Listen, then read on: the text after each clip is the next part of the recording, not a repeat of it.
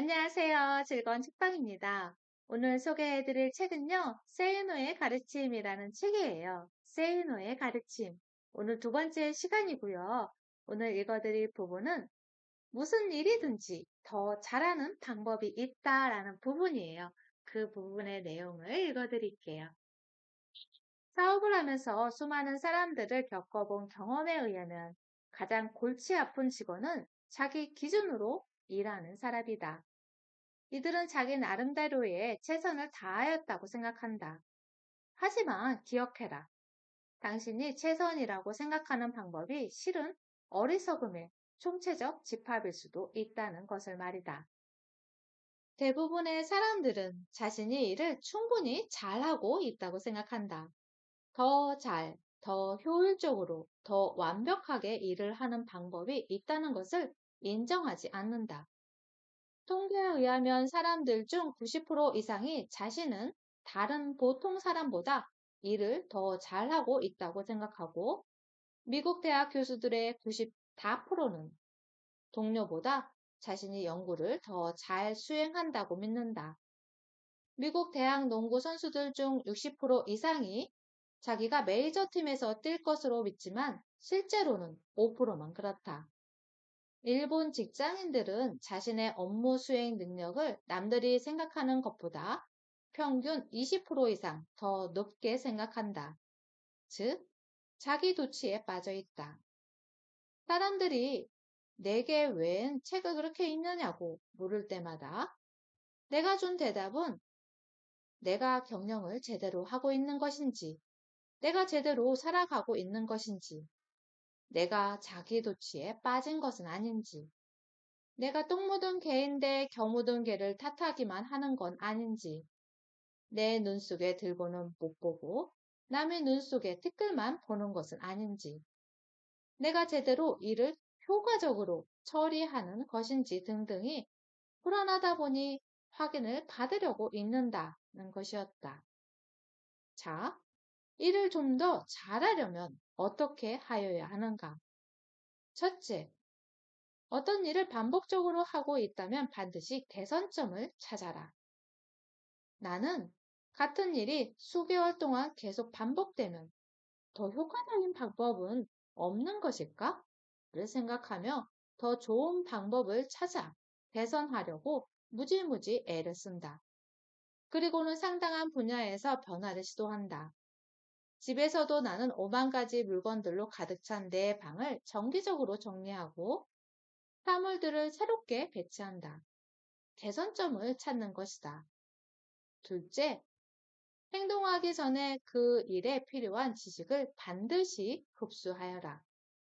전혀 모르는 분야라면 밤을 새워서라도 인터넷을 샅샅이 뒤져 관련 지식을 공부하라. 섣불리 전문가라는 사람들을 찾아 나서지 마라. 반드시 관련 법규들을 찾아 공부하는 것도 잊지 마라.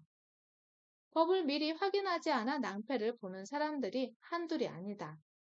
라면 하나도 제대로 끓이려면 설명서를 읽어야 하는 것을 잊지 마라.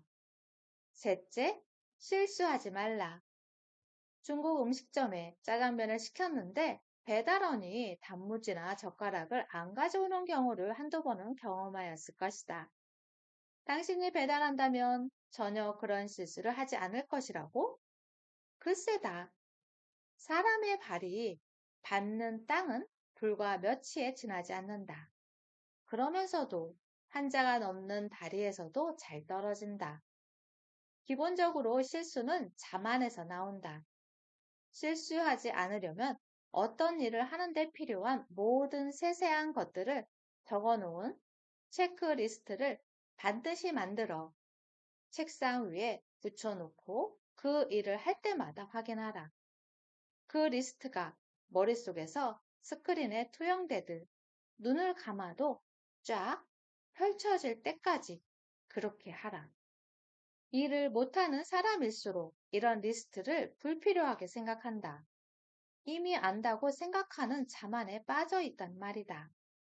넷째, 효율적으로 일하라. 어젯밤 10시까지 일했다고?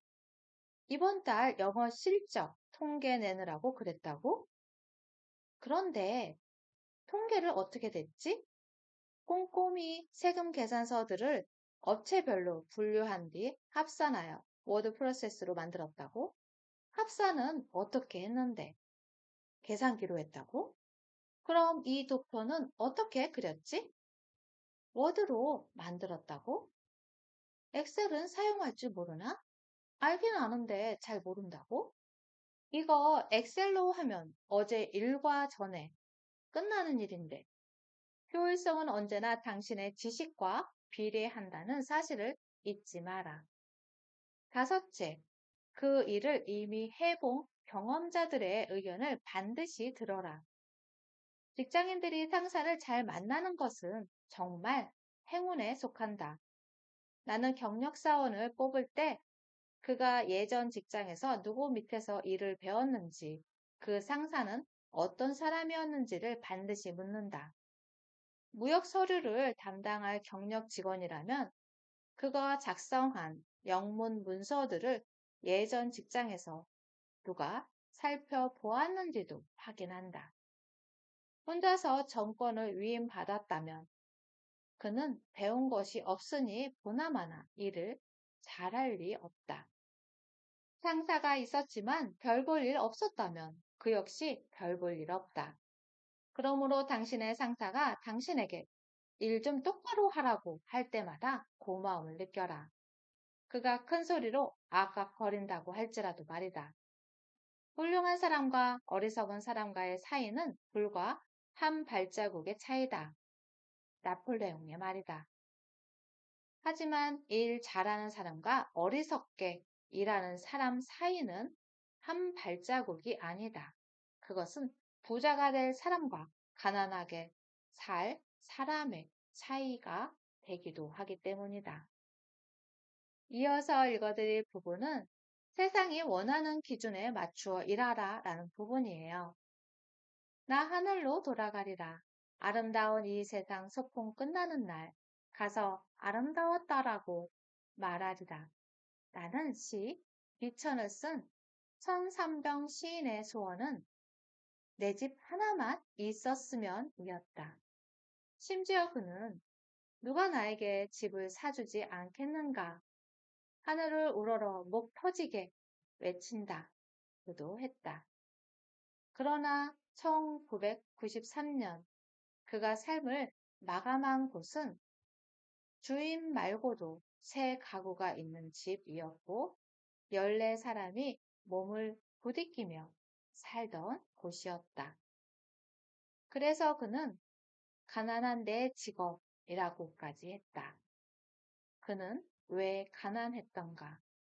시를 좋아하였기에 시만 썼기 때문이다. 하지만 그는 돈을 다루는 상과 대학을 다녔던 사람이다. 돈은 그의 아내가 찻집을 하여 벌었다고 하며 그 찻집은 2001년 현재 아직도 영업 중이다. 그가 가난했던 이유는 무엇인가? 시집이 잘 팔리지 않는 이 땅에서 시를 썼기 때문 아닌가? 시인으로서 시만 쓴다면 대부분 가난할 수밖에 없다. 그러나 똑같은 시인이지만 많은 책들의 편작 혹은 역자로 등장하기도 하는 루시아는 내가 짐작하기에 전혀 가난한 시인이 아니다.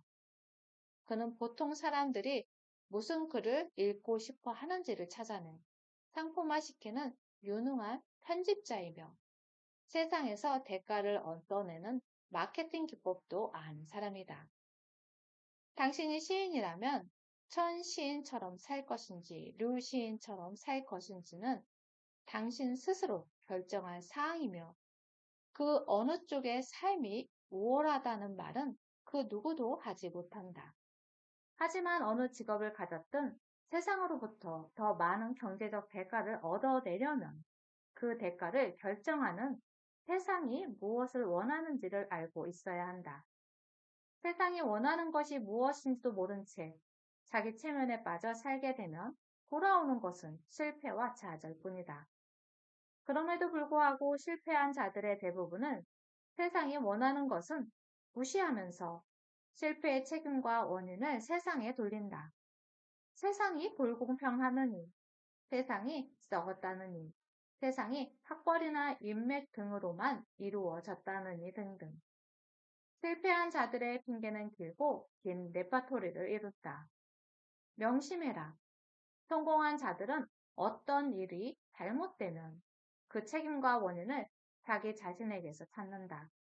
절대로 세상 속에서 핑계를 찾지 않는다. 예를 들어보자. 나는 자가용 기사를 한두 명 겪어본 사람이 아니다. 연봉 2천만 원을 주건 3천만 원을 주건 간에 보통의 자가용 기사의 경우 목적지까지 잘 모셔다 드리고 차량 관리 잘하면 되는 거지 뭐가 필요해? 라고 생각한다. 하지만 목적지까지 잘 모신다는 기준은 순전히 자기들 기준이며 차량 관리 수준 역시 자기들 판단에 근거한다. 약 10수년 전 기사 한 명을 새로 채용하였다. 그 시절에 나는 언제나 신경이 날카로웠다. 보통의 직원들은 사장에게서 야단을 맞으면 얼굴이 하루 종일 굳어 있다. 하지만 그는 내가 별것도 아닌 일에 불덩이같이 화를 내었어도 5분 후에는 환하게 웃으며 미소를 지으며 이렇게 말하였다. 사장님, 약속 장소에 가실 시간입니다. 그는 자신이 아는 길이어도 지도를 미리 보고 샛길들을 확인하였다. 그런 태도를 보고 막히면 돌아가라 라는 책을 사다 주었더니 그는 너무도 좋아하였다. 대부분의 기사들은 길이 막혀 차가 꼼짝달싹 못하면 이게 내 탓이냐? 는 태도를 보였지만 그는 전혀 그렇지 않았다. 사장님, 저 옆 골목으로 한번 가보려고 하는데 어떻게 생각하십니까? 물론 나는 언제나 찬성이었다. 그는 오후에 비가 온다는 예보가 있음에도 오후에 비가 안 올 수도 있다고 하면서 차를 닦아 놓았다. 그것도 완벽하게 닦아 놓았다. 대부분의 자가용 기사들은 전혀 그렇지 않다. 그는 내가 권하는 책들을 다 읽었고 심심하다고 기사 대기실에서 화투를 치지도 않았다. 우선은 차량을 최선을 다해 관리하였고 남은 시간에는 나이 어린 여직원들에게 도와줄 일 없느냐고 묻는 사람이었다. 시키지도 않았는데 자기 돈으로 차량 정비 서적을 사서 공부하는 기사를 나는 그 이전에도 그 이후에도 만난 적이 없다. 1년 정도가 지난 후 나는 새로 기사를 구하고 대다수 임직원들의 상당한 반대에도 불구하고 그를 그 당시 연 매출 400억 원대의 회사의 영업부 과장직에 앉혔다. 반대가 극심하였던 이유는 내가 왜 그를 영업부 과장직에 앉히려는지 구체적으로 설명하지 않았기 때문이다. 그들은 그가 내게 아부를 잘해서 내가 그런 결정을 내린 것으로 오해하기도 하였지만 나는 그가 너희들하고는 일하는 근본 자세가 다르다는 말만 했을 뿐이다. 3개월 정도가 지나자 모든 거래처에서 그의 사람 됨됨이를 칭찬하는 말이 들려왔다. 6개월 정도가 지나자 더 이상 회사 내에서 그의 자질을 의심하는 사람은 없었다. 그리고 다시 1년 후 그는 사표를 들고 나를 찾아왔다. 돈을 어떻게 버는지를 알았다고 하면서 말이다. 나는 정말 기쁜 마음으로 그를 내보냈다. 몇 년 후 그가 업소용 김치 납품 공장을 아내와 함께 운영하고 있음을 들었다. 직원이 10여 명 된다는 말과 함께 말이다. 이 이야기에는 후기가 있다. 내가 그를 영업부 과장에 앉혔을 때 입사한 새 기사는 자기 선임자에게 무슨 일이 일어났는지를 곧 알게 되었다. 그리고 당연히 자기에게도 그러한 기회가 주어지기를 기대하면서 나에게 하는 모든 행동에 매우 신경을 쓰면 물론 내 가족들에게도 아주 공손하게 처신하였다. 내게 종종 자신이 이미 예전에 영업 활동을 한 경험이 있었음을 설명하기도 하였다. 선임자가 영업부 과장직에 사표를 내자 그는 내게 계속 조르기 시작했다.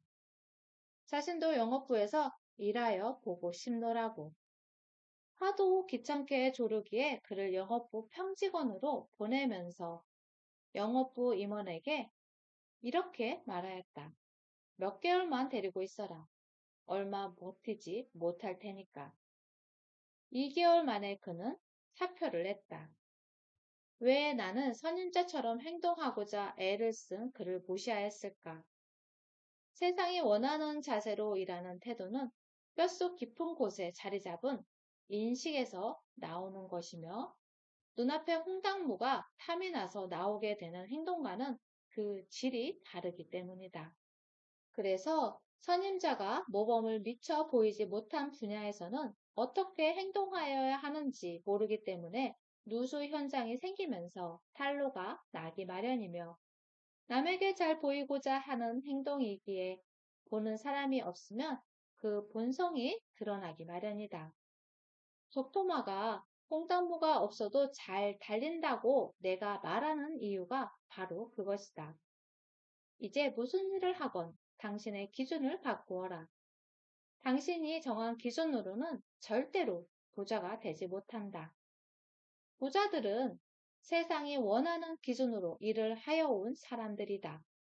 세상이 원하는 기준은 당신이 생각하는 것보다 훨씬 더 높고 넓고 깊다. 세상의 기준에 맞춰 일하라. 그래야 부자가 된다.